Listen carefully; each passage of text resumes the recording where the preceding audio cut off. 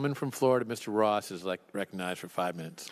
Thank you, Chairman. And Mr. Strzok, I thank you for being here. I know it's been a long day, and this is the last place we want to be, but you're the reason we're here, and actions by you are the reason we are here. And I know that my colleague from Pennsylvania, Representative Marino, had shown you this handbook on ethics for on and off-duty conduct issued by the U.S. Department of Justice.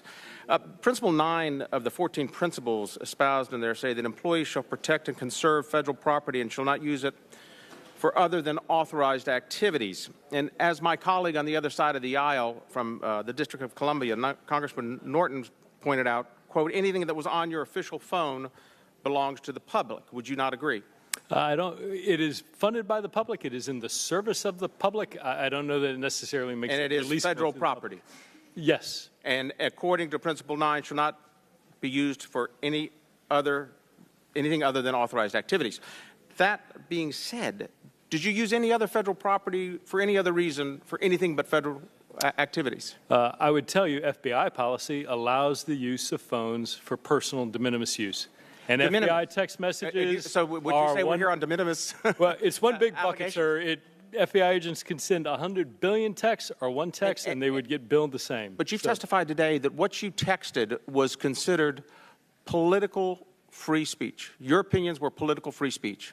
And do you feel that your use of a federally authorized, federally owned cell phone protects your right of exercising your political free speach?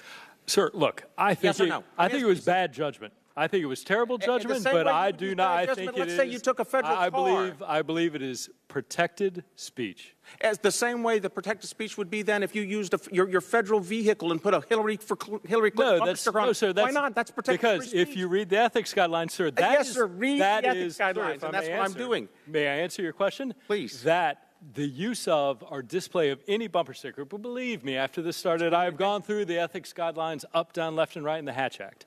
Placing a political bumper sticker on a car on a Bureau government car, any government car, is expressly prohibited.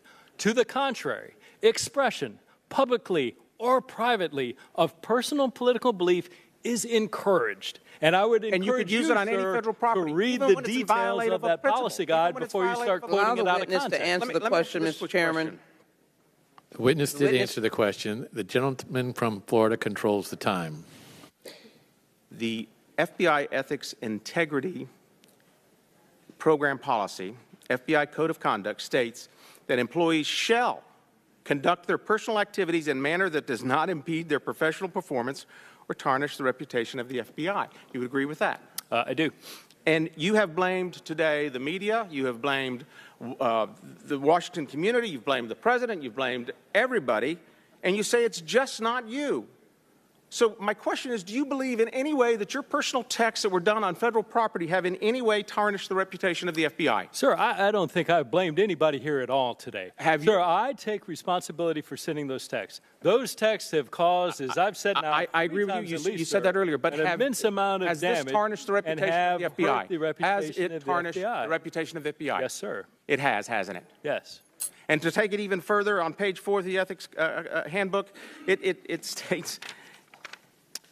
Sir, while you're looking for that reference, I would tell you... The time is controlled by the gentleman from Florida. The State Department has defined notoriously disgraceful conduct as conduct which, were it to become widely known, would embarrass, discredit, or subject to opprobrium the perpetrator of and the United States.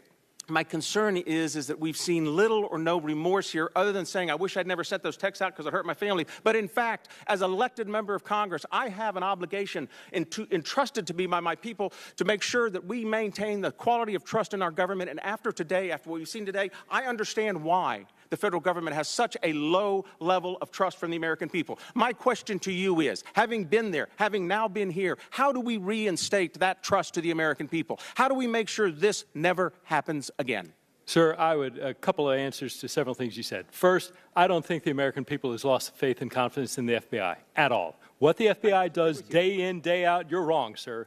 I know I've spoken to agents in 56 field offices, and I know the work they do day in, day out. And whatever is convenient to say here or on some news clip is absolutely not what exists. Second, sir, I would tell you Yes, and I don't know where you're saying I don't have remorse or somehow I'm not sorry. I have said, and I will tell you again, sir. It's not a knowing question of that bias, I've said it's a that, question of credibility. Sir, if I may respond to your question, I am deeply regretful for those texts. I wrote them.